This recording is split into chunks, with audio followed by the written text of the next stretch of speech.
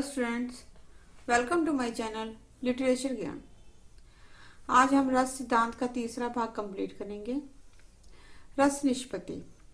रस निष्पत्ति काव्य शास्त्र का अत्यंत महत्वपूर्ण विषय है। रस का आरंभ ही रस निष्पत्ति से होता है। रस निष्पत्ति का सर्वप्रथम उल्लेख भरत के नाट्य शास्त्र में होता है। भरत का प्रसिद्ध सूत्र निम्न है: विभाव अनुभाव व्यभिचारिस योगाद रस निष्पत्ति। अर्थात विभाव, अनुभाव और व्यभिचारी अर्थात संचारी भावों के संयोग से रस की निष्पत्ति होती है। इसकी व्याख्या अनेक आचार्यों ने प्रस्तुत की है, जैसे भट्ट लोलट, श्री शंकुक, भट्ट नायक, अभिनव गुप्त। इस सूत्र में संयोग और निष्पत्ति दो शब्द ऐसे हैं जिनका अर्थ अस्पष्ट है।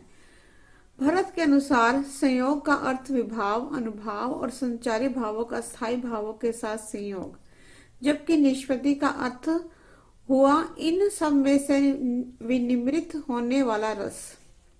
किंतु संयोग और निष्पत्ति ये दोनों शब्द विवादास्पद रहे हैं और परवर्ती आचार्य इन्हीं की व्याख्याओं में उलझे रहे हैं।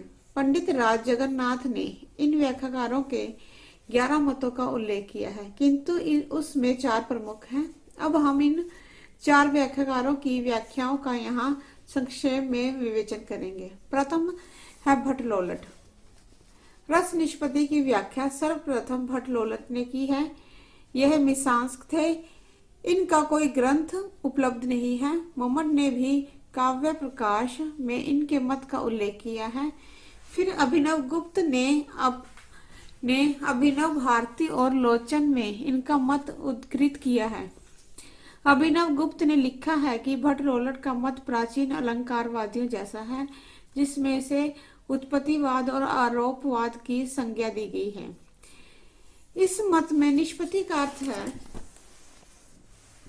उत्पत्ति और संयोग का अर्थ है उत्पादक भाव से लिया गया है। भट्ट लोलट का मत यह है कि विभाव आदि का जो स्थायी भाव से संयोग है उसमें रस निष्पत्ति होती है। विभाव आदि में से विभाव स्थायी रूप चित्तवृत्ति की उत्पत्ति के कारण होते हैं। अतः विभाव, अनुभाव आदि से परिपुष्ट किया हुआ स्थायी भाव ही रस है। भट्ट लोलट ने निष्पत्ति का अर्थ उत्पत्ति से लिया है, परंतु प्रश्न यह है कि उत्पत्ति का अर्थ क्या है? क्या यह अभाव के भाव की कल्पना है अथवा उद्बुद्धि मात्र है?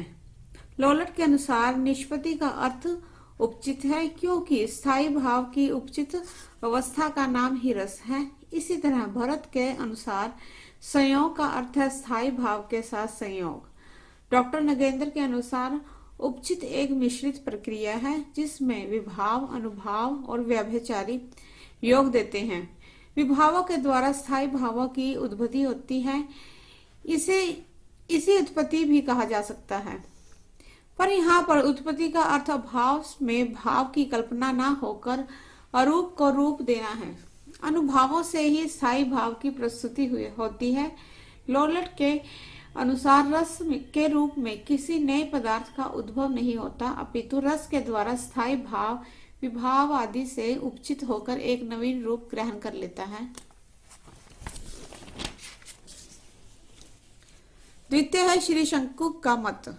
भट्ट लोलट के समान इनका भी नाम शेष है।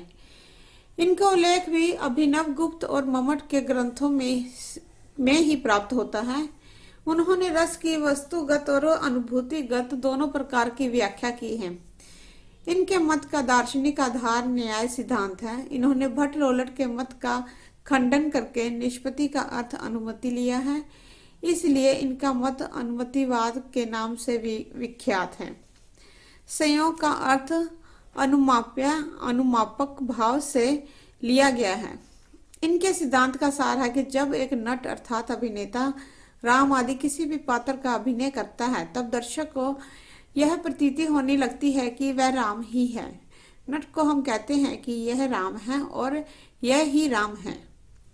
यह राम है या नहीं, यह संशयात्मक प्रतीति होती है। यह राम के समान है, यह सदृश प्रतीति होती है। सार यह है कि जिस प्रकार हम उड़ती हुई धूल को धुआं समझकर आग का अनुमान लगा लेते हैं, उसी प्रकार जब नट यह प्रकट करता है कि विभाव आदि हमारे ही हैं, तब विभाव आदि में रति इत्यादि भाव का दर्शक लोग नट में ही अनुमान लगा लेते हैं। शंकुक ने स्पष्ट किया है कि कवि जिस प्रकार के विभाव आदि का वर्णन करता है और नट उसी का अनुकरण करता है। इनका रस सिद्धांत भट्ट लोलर के सिद्धांत का विकास है। लोलर के सिद्धांत में सामाजिक के योगदान पर नहीं के बराबर विचार किया गया था, पर शंकुक ने सामाजिक के आस्वादन को मुख्य रूप से विवेचन का विषय बताया। शंकुक ने वैसे तो नट को ही माध्यम माना है, परंतु उनका सिद्धांत भट्ट लोलट से भी भिन्न है, बहुत कुछ भिन्न है। लोलट के अनुसार तो सहृदय नट आदि में नायक के गुणों को ही आरोपित माना गया है, पर शंकुक के अनुसार सहृदय नट में नायक के गुणों का अनुमान कर लेता है। गुरु भट्ट तोत के अनुसार अनुमान के आधार पर भी कभी भी रस निष्पत्ति की बात पर विचार नहीं किया जा सकता। अनुमान कभी भी आनंददायक नहीं होते।